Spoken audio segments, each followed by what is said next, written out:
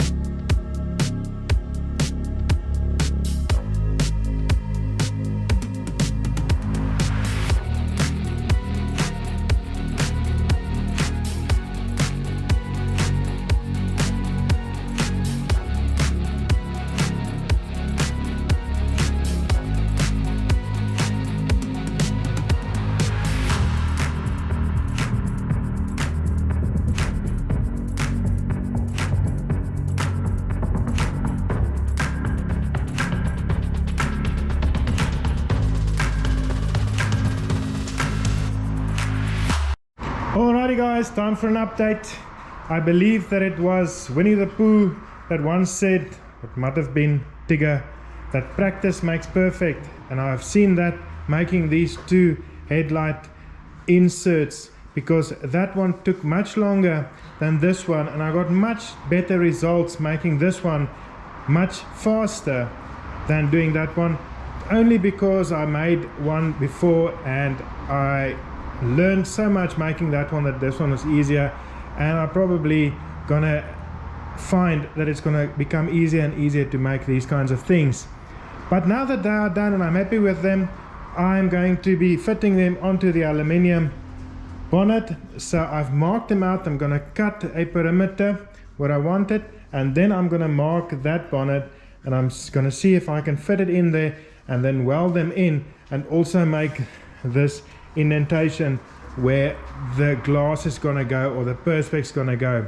So let me do that quickly and we'll see what it looks like.